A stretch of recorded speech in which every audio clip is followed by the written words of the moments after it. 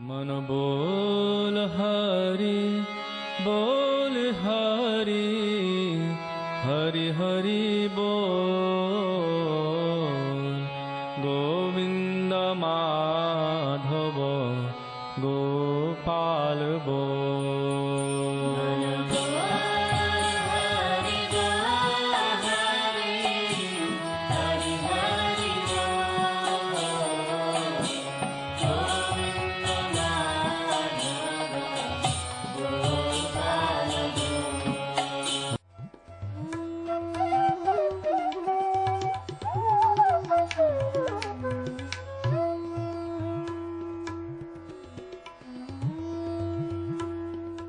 ओम विष्णुपाद अष्टोत्तर शत श्री श्रीमद् भक्ति वेदांत नारायण गोस्वामी महाराज जी का शुभ आविर्भाव सन 1921 में बिहार के बक्सर जिले में मौनी अमावस्या के दिन अर्धरात्रि में हुआ था। प्रारंभ से ही इनकी धर्म में रुचि थी। बचपन में ही उन्होंने गीता रामायण आदि का अध्ययन किया था। संसार से अत्यंत तीव्र वैराग्य होने के कारण 25 वर्ष की आयु में ही वे गृहस्थ जीवन त्याग कर मठ में निवास करने लगे। सन 1946 में उन्होंने नित्य लीला प्रविष्ट ओम विष्णुपाद श्री श्रीमद् भक्ति प्रज्ञान केशव गोस्वामी महाराज जी से विधिवत दीक्षा प्राप्त की तथा सन 1954 में संन्यास ग्रहण किया। मथुरा में निवास करते हुए अपने गुरु की आज्ञा तथा कृपा से अनेक ग्रंथों का हिंदी भाषा में अनुवाद किया है। इनके प्रमुख ग्रंथ हैं श्रीमद् भगवद गीता, गीत गोविंद, जैव धर्म, वेणु गीत, भजन रहस्य, ब्रजमंडल परिक्रमा, श्री श्री वृहद भागवतामृतम। इन सभी ग्रंथों का English, Spanish, Dutch, French, German, Russian, Italian, Portuguese, Chinese आदि विश्व की अनेक भाषाओं में अनुवाद हो रहा है। लगभग पिछले 60 वर्षों से श्रील भक्ति वेदांत नारायण गोस्वामी जी महाराज ने भारत एवं विश्व के सभी प्रमुख देशों में शुद्ध भक्ति का प्रचार किया, अर्थात भक्ति योग की शिक्षा प्रदान की। श्रील गुरुदेव के भक्ति प्रचार कार्य से प्रोत्साहित होकर अमेरिका के ह्यूस्टन के मेयर द्वारा श्रीमान लीपी ब्राउन ने 31 मई सन 2003 को इन्हें ऑर्डिनरी सिटीजनशिप एवं गुडविल एम्बेसडर के सम्मान से विभूषित किया। सन 2003 में ध्वजाचार्य पीठ तथा विश्व धर्म संसद ने श्रील गुरुदेव को कृष्ण भक्ति, विश्व भर में सनातन धर्म के प्रचार प्रसार तथा ब्रजमंडल के संरक्षण एवं पुनरुद्धार हेतु अनेक अथक प्रयासों के लिए योगाचार्य की उपाधि से सम्मानित किया। इस प्रकार संपूर्ण विश्व में प्रेम धर्म का प्रचार प्रसार करते हुए श्रील भक्ति वेदांत नारायण गोस्वामी जी महाराज ने 29 दिसंबर 2010 को श्री जगन्नाथपुरी में अपनी भौम लीला को संवरण किया। वे अपनी दिव्य शिक्षाओं में और अपने निष्कपट आश्रित जनों के हृदय में सर्वदा विराजमान हैं।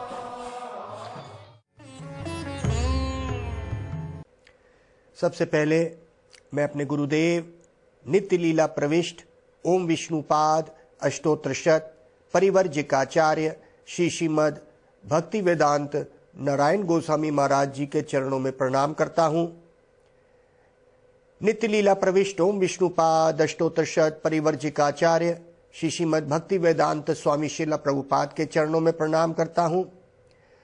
अपने परम गुरुदेव नित्य लीला प्रविष्ट ओम विष्णुपाद अष्टोत्तर शत परिवर्जिकाचार्य श्री श्रीमद् भक्ति प्रज्ञान केशव गोस्वामी महाराज जी के चरणों में प्रणाम करता हूँ। आप सब भक्तों का, श्रोताओं का, दर्शकों का इस कार्यक्रम में स्वागत है। हम दामोदर अष्टकम पर चर्चा कर रहे हैं। आज हम दामोदर अष्टकम का 8वां श्लोक लेंगे जो सत्यव्रत मुनि ने गाया है और इसको पुराण में देखा जाता है नारद जी के संवाद में।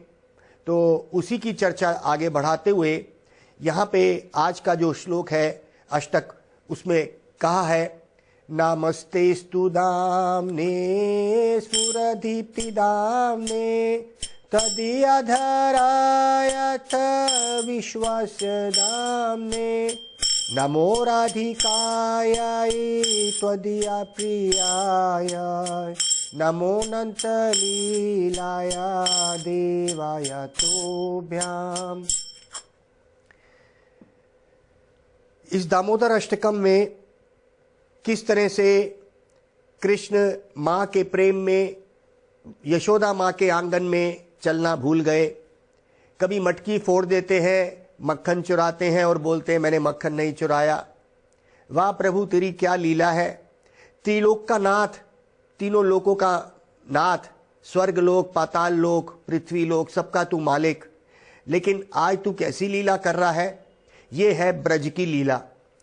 वो त्रिलोकी नाथ जब अपनी प्रेम में डूबना चाहता है तो उस ब्रज की लीला करता है वृंदावन में। मैया यशोदा के आंगन में वो भूखा बन जाता है। इस तरह से ये दामोदर अष्टकम पिछले कुछ सप्ताह से हम इसकी चर्चा कर रहे हैं। किस तरह से मुक्ति प्रदान करने वाले वो स्वयं कृष्ण और आज मैया की गोद में आके रोने लग गए, मैया की रस्सी से बंध जाते हैं। इसीलिए कृष्ण का एक नाम पड़ गया दामोदर। दाम मतलब रस्सी, उदर मतलब पेट। इस अष्टक में इसको दामोदर अष्टक कहा गया है। अष्ट मतलब 8। तो 8 श्लोकों में कृष्ण की इस प्रेममयी बाल्य लीलाओं का सत्यव्रत मुनि बखान कर रहे हैं। आज हम इसका आखिरी श्लोक लेते हैं जिसमें कहते हैं नामस्तेस्तु दामने। सत्यव्रत मुनि कह रहे हैं नामस्ते, मैं नमस्कार करता हूं। नमस्तेस्तु दामने, तेरे जो इस दाम मतलब इस रस्सी को नमस्कार, जो तेरे पेट में बंध गई इसको नमस्कार। स्फुर दीप्ति दामने, जो शरीर से उदीप्त होता है उस ब्रह्म ज्योत की, जो जहां से पनपती है। भगवान ने कहा ना मेरे ही शरीर से वो ब्रह्म ज्योत आती है, तो यहां पे कहते हैं स्फुर दीप्ति, उदीप्त हुआ क्या, वो ब्रह्म ज्योत जहां से उदीप्त होती है। तदिया धरायत, तदिया उदरायत, तदिया धरायत विश्वस्य दामने, पूरे विश्व को तू अपने पेट में डाल लेता है। आज वही पेट तेरा मैया के रस्सी से बंध गया। नमस्कार है उस रस्सी को। ये रस्सी क्या है? ये रस्सी है भक्तों के प्रेम की रस्सी। कृष्ण किसी चीज से नहीं बंधते, एक ही चीज से बंधते हैं, वो है प्रेम की रस्सी। तो कहते हैं नमस्कार है उस रस्सी को। दाम ने, दाम मतलब रस्सी, नमस्कार है जो ब्रह्म ज्योत को भी पैदा करता है, आज उसको इस रस्सी ने बांध दिया। त्वदीय मतलब तेरे को, त्वदीया उदर, तेरे उदर को बांध दिया, जो पूरा विश्वस्य, पूरा विश्व जिसके उदर में है, जिसके पेट में है। नमस्कार है उस प्रेम को। तो यहां पे दामोदर का मतलब है, दाम मतलब रस्सी, प्रेम की रस्सी से कृष्ण बंध गए।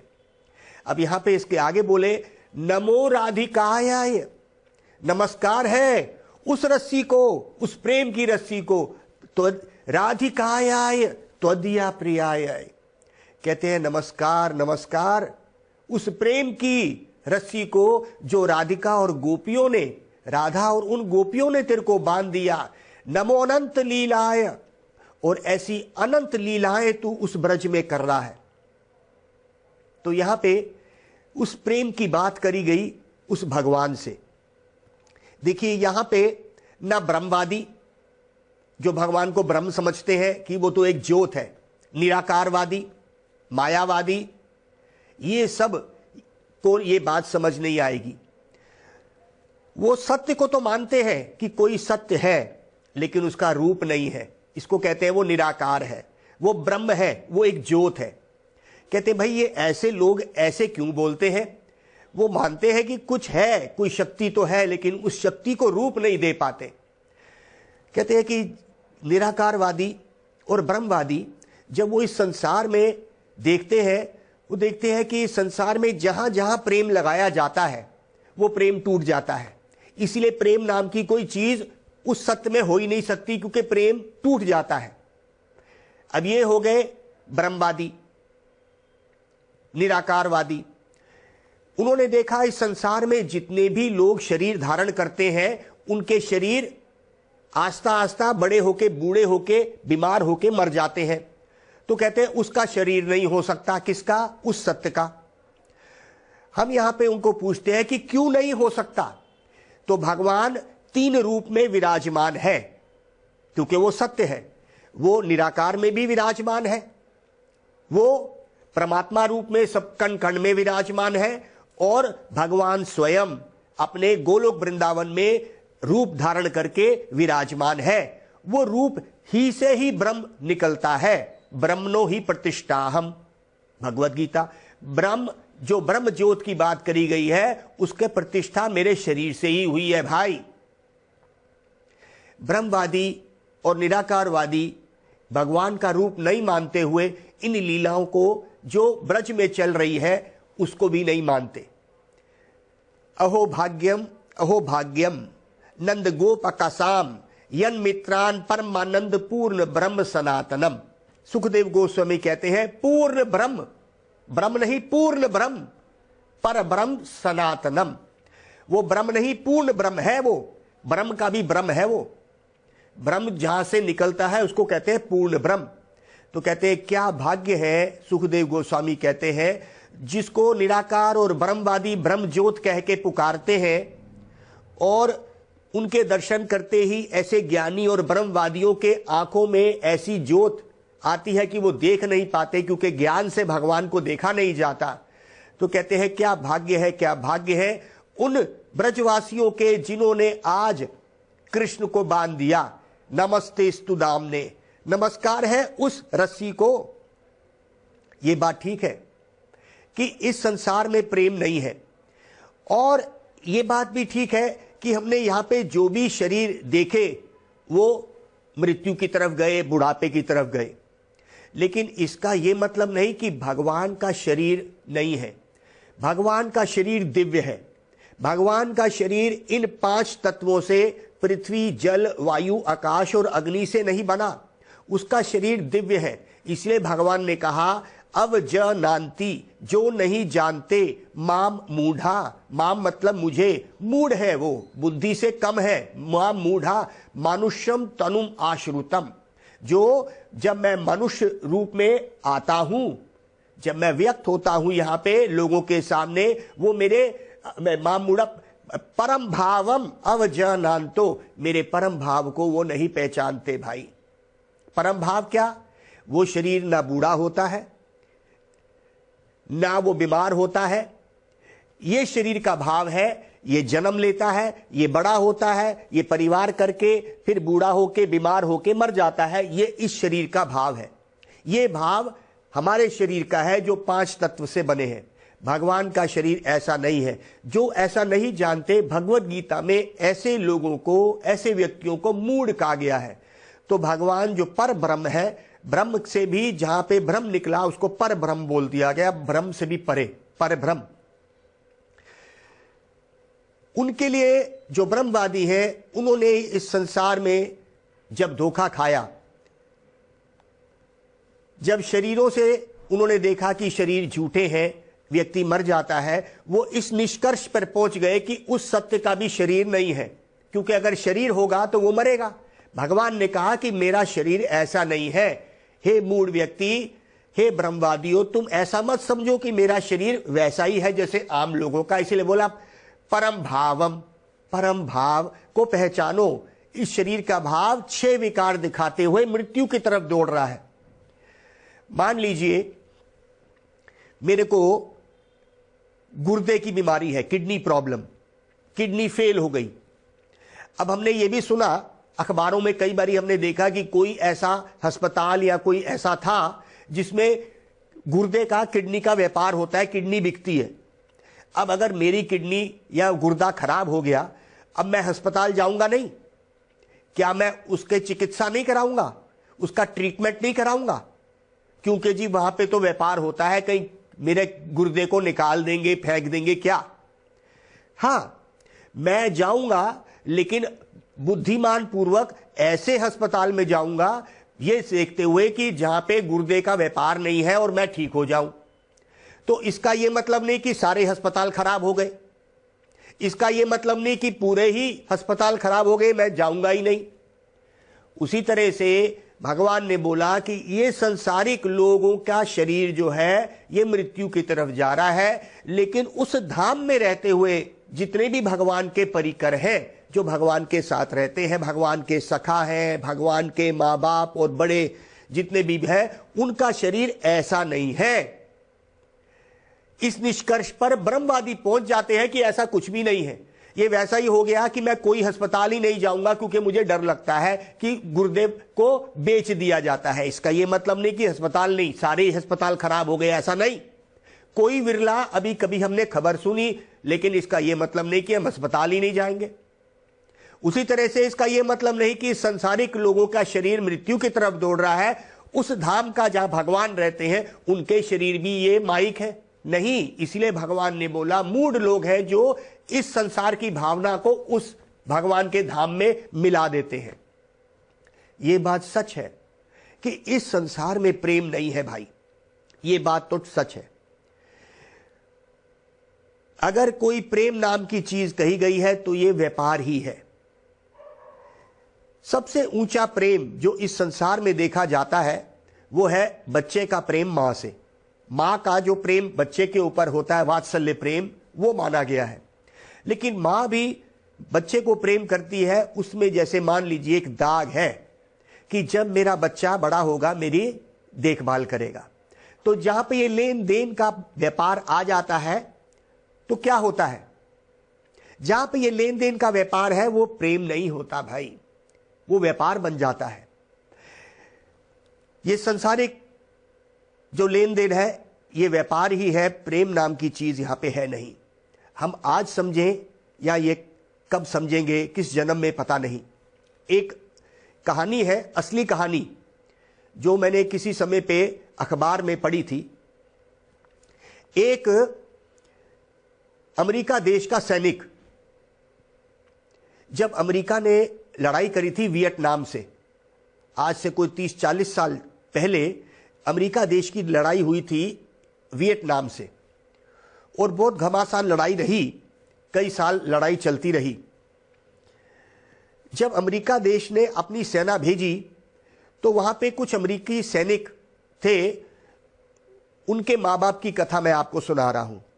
एक मां बाप ने अपने बेटे को, क्योंकि अमेरिका देश में ऐसा होता है कि सेना में भर्ती होना पड़ता है कुछ समय के लिए सबको, तो वो जो अमेरिका देश के जो मां बाप थे उनका बेटा लड़ रहा था वियतनाम में। अब जब सेना आगे चली जाती है तो उनका घर से संबंध हर तरह से टूट जाता है। मां बाप बड़े दुखी थे कि कई दिनों से जो बच्चा सेना में गया हुआ है लड़ने के लिए वो ठीक है कि नहीं है, कोई उसकी खबर नहीं थी।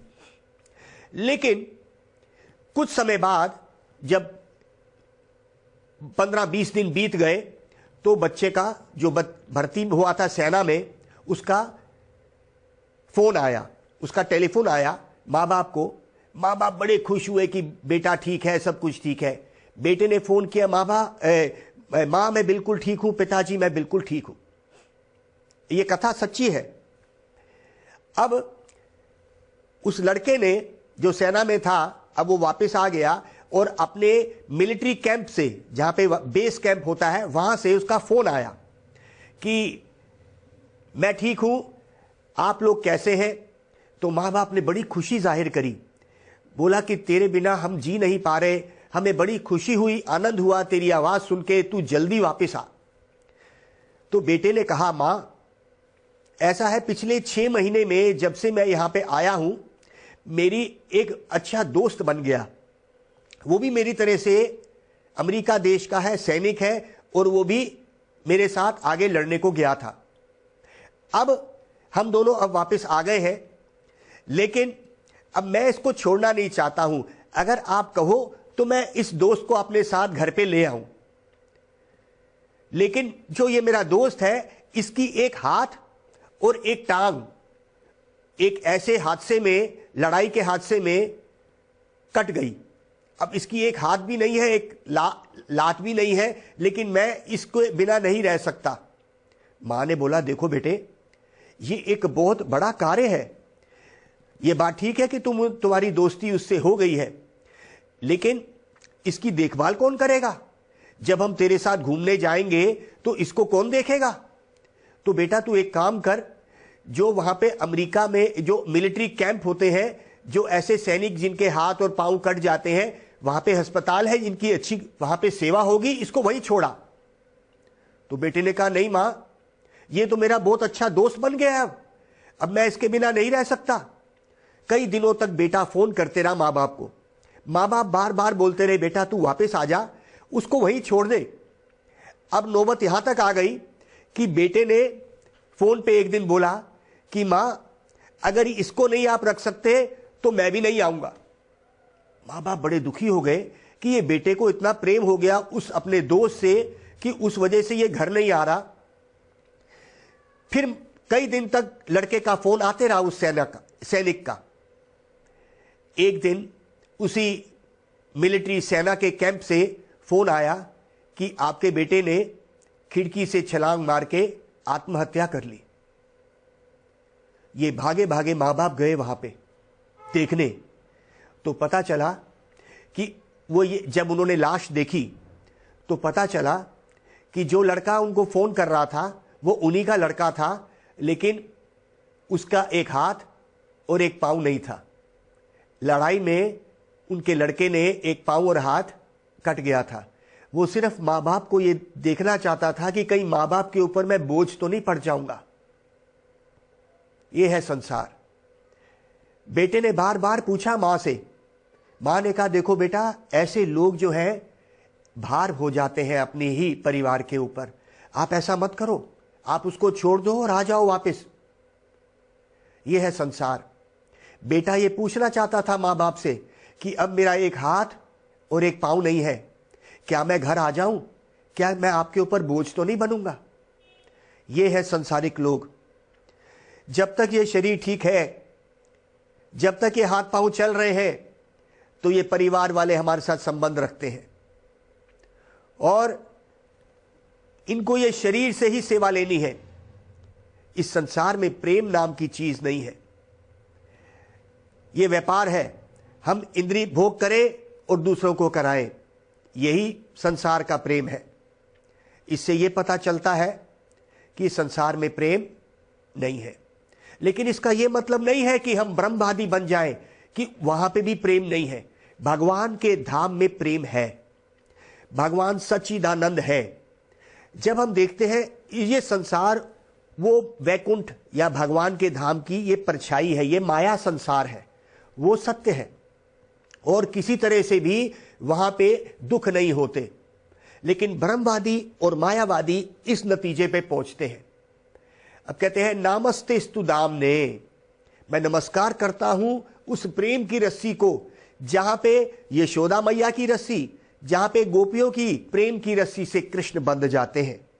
कहीं भी और नहीं बंधते हमारे त्रिलोकीनाथ, ये सिर्फ प्रेम से बंधते हैं।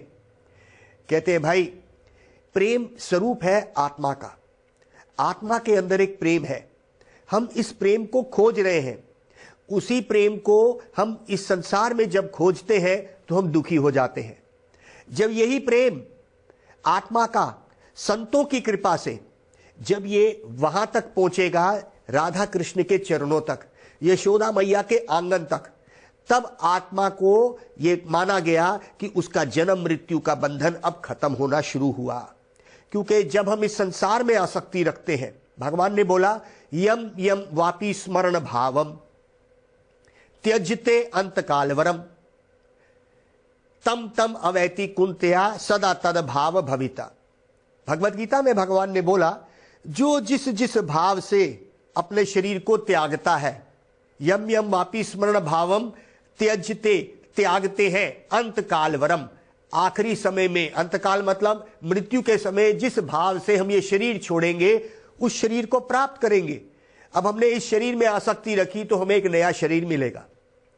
हमने तमोगुण में शरीर छोड़ा तो हमें जानवर का योनि मिलेगी, पेड़ पौधे की योनि मिल जाएगी।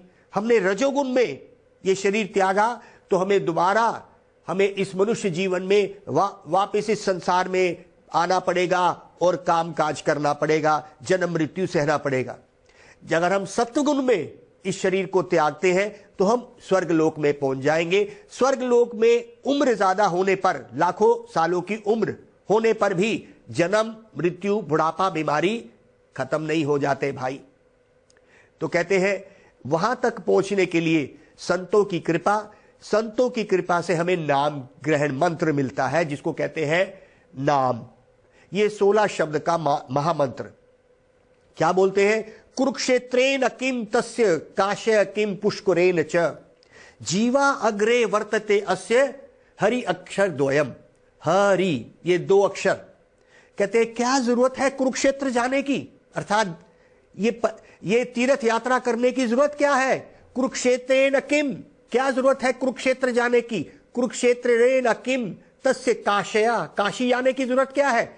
कुरुक्षेत्रेण किम तस्य काशया किम पुष्कर, पुष्करेण च, पुष्कर जाने की क्या जरूरत है? जीवा अग्रे, जिसके जीव में हरि अक्षर अर्थात कृष्णा, ये 2 नाम अगर नाच रहे हैं, जीवा अग्रे, जिसके जीव पे ये नाम नाचने शुरू हो गए, क्या जरूरत है इधर उधर दौड़ने की? अब तो सारे तीर्थ उसके जबान पर आ गए, स्वयं भगवान उसके जबान पे नाचने लगे। ये है नाम की महिमा। नाम से, भगवान के नाम से रूप आएगा। रूप का मतलब जैसे किसी को आपने पुकारा, अपने बच्चे को पुकारा तो बच्चे का रूप आएगा। जैसे ही उसका नाम आप पुकारेंगे उसका रूप आएगा। वो कैसे खेलता है, खाता है, पीता है, तो ये नाम से शुरू होगा। उसी तरह से हम भगवान का अगर नाम लें तो भगवान के रूप हमें याद आएगा। जैसे बोलेंगे हरे कृष्णा कृष्णा कृष्णा हरे हरे, हरे राम राम राम हरे हरे। ये जो नाम हम लेंगे तो हमें संतों की कृपा मिलेगी। संत कृपा करके भगवान की लीलाओं का हमें स्मरण कराएंगे। अब जब हमने अपने सदगुरु से संबंध स्थापित किया, हमने भगवान का नाम उनसे लिया, जिसको कहते हैं दीक्षा, दिव्य ज्ञान हमने लिया, और उस गुरु ने हमें यह समझाया कि वो एक धाम है जहां पे आज भी कृष्ण लीला कर रहे हैं। कृष्ण की लीला इस संसार की हमारे कर्म बंधन में जमीन आसमान का फर्क है। वो क्या है? ये काम है और वो प्रेम है। प्रेम और काम जैसे अंधेरा और रोशनी में अंतर होता है, वैसा है।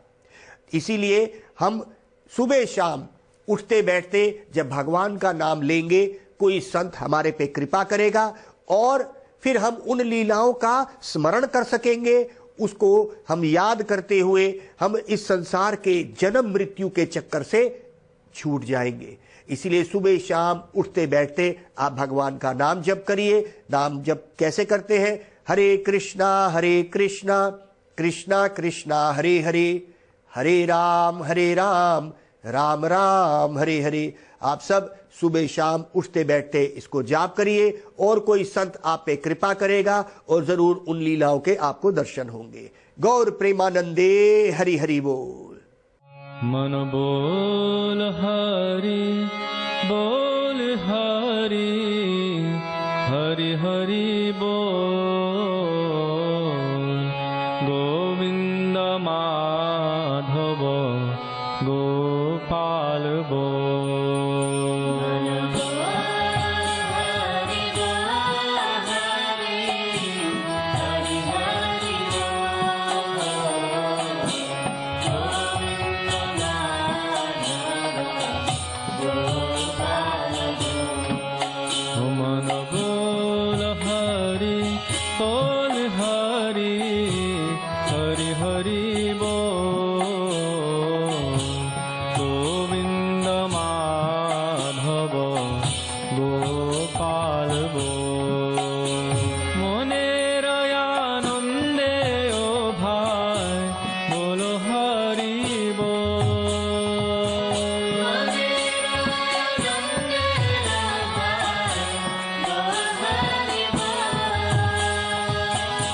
जनमे सुखे